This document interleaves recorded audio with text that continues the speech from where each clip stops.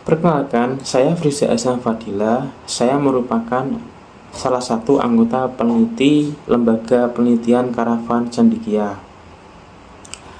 Kami akan mengusulkan suatu karya film dokumenter sebagai upaya untuk menghidupkan kembali dan juga melestarikan objek kebudayaan di kawasan Kabupaten Bojonegoro, yaitu upacara khitan atau sunat tradisional.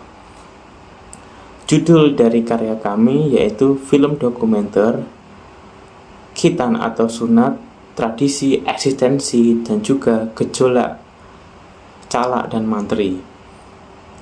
Nah, pada karya ini akan menjelaskan secara historis maupun dinamika dari upacara khitan tradisional dan juga tokoh maestro yang terlibat di dalamnya, yaitu para penghulu atau calak.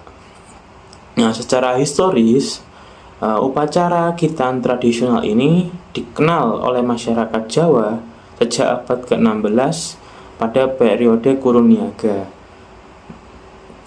Nah, pada periode ini terjadi Islamisasi yang dibawa oleh para pedagang dari Arab maupun Muslim asing. Nah, dari kawasan pesisir pantai utara Jawa seperti kota pelabuhan Tuban, Gresik, Demak, para pedagang dan ulama Muslim ini menyebarkan Islam hingga kawasan Ngare atau pedalaman Jawa, khususnya Kabupaten Bojonegoro. Nah, dengan adanya proses Islamisasi ini menimbulkan akulturasi antara kebudayaan Jawa dan juga kebudayaan Islam. Nah, salah satunya memunculkan upacara khitan dan juga berbagai profesi di kalangan masyarakat Jawa, yaitu penghulu. Nah, penghulu ini ditugaskan untuk memimpin berbagai upacara adat maupun perayaan oleh masyarakat Jawa, seperti selamatan, kemudian upacara adat yang berhubungan dengan pertanian, kemudian tasyakuran, pernikahan, dan salah satunya khitan. Para penghulu atau calak ini pada awalnya mereka berpakaian bergaya muslim, bersorban, dan juga menggunakan sarung. Namun pada perkembangannya mereka ini menyesuaikan dengan budaya Jawa, sehingga memunculkan konsep Islam tradisional yang menggunakan pakaian batik maupun sarung. Nah, mereka dianggap sebagai tokoh religius yang memiliki kedudukan sosial pada kehidupan sosial masyarakat Jawa. Nah, biasanya para calak atau penghulu ini ditugaskan untuk memimpin khitan yang diperuntukkan terhadap anak-anak lelaki maupun perempuan, baik muslim maupun non-muslim, yang berumur 8 hingga 10 tahun yang akan memasuki usia pubertas. Nah, oleh karena itu mereka dipercaya untuk memimpin upacara tradisional ini sebagai tokoh maestro. Nah, tujuan dari pelaksanaan upacara khitan atau sunat tradisional ini yaitu untuk pensucian diri dari umat muslim dan juga penyambutan masa remaja atau pubertas bagi anak-anak. Nah, pada prosesi upacara khitan tradisional ini terdapat beberapa tahapan.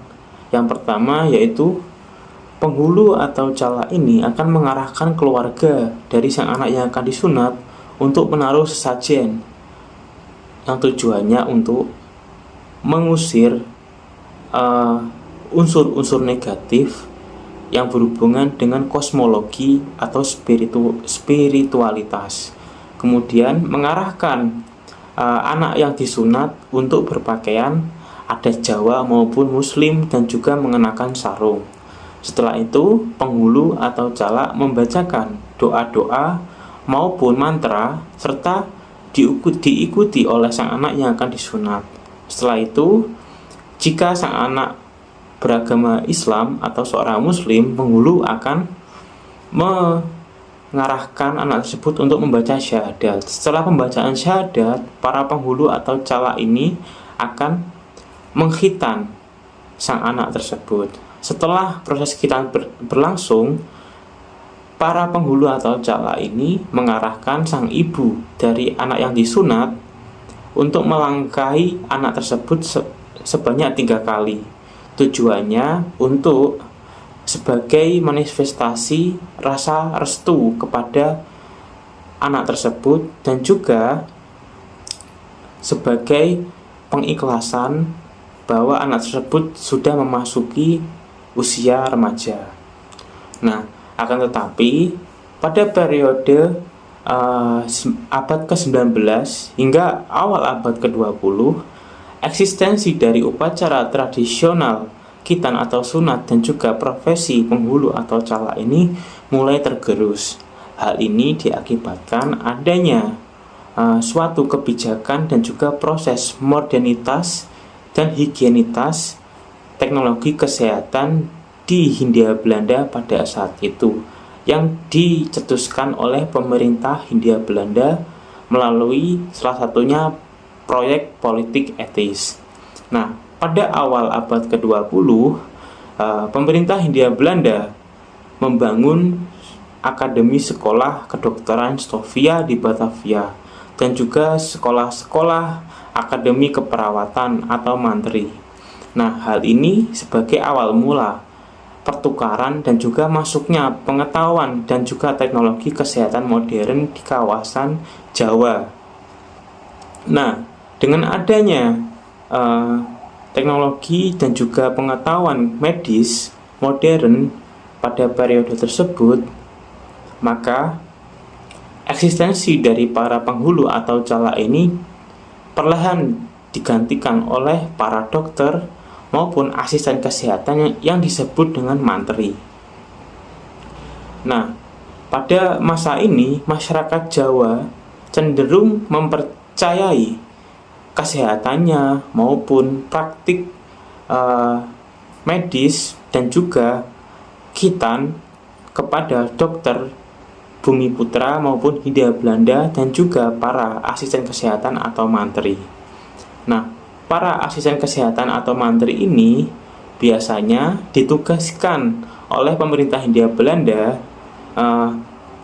di kawasan pedesaan, sehingga mereka sangat mengetahui kehidupan sosial, budaya, ekonomi, status sosial maupun stratifikasi dari masyarakat di pedesaan tersebut, sehingga para mantri atau asisten kesehatan ini memiliki kedekatan emosional dan juga memiliki kedudukan sosial yang dihormati oleh masyarakat Jawa pedesaan pada saat itu.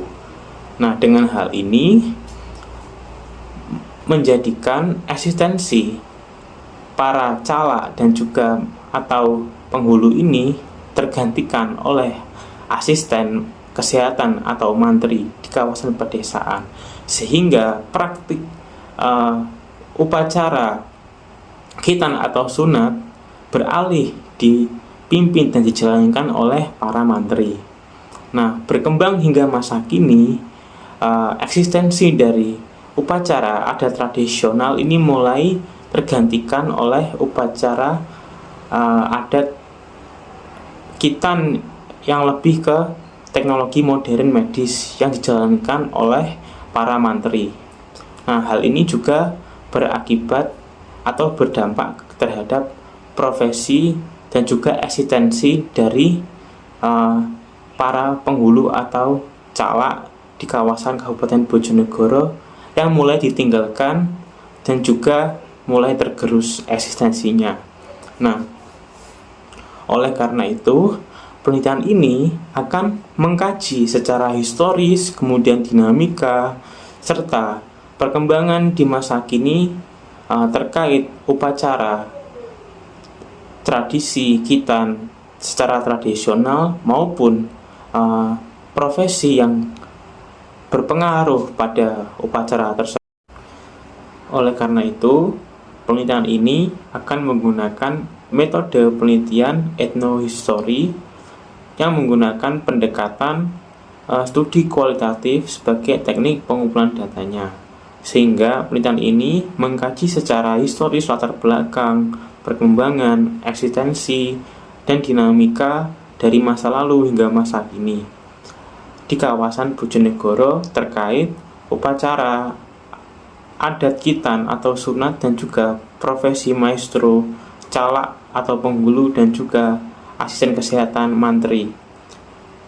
Nah, oleh karena itu pada penelitian ini terdapat beberapa proses pembuatan film dokumenter yang sebagai berikut. Yang pertama, pengumpulan atau heuristik, pengumpulan data sumber primer terkait arsip online maupun arsip cetak melalui KITLV maupun Delper dan juga arsip nasional maupun daerah.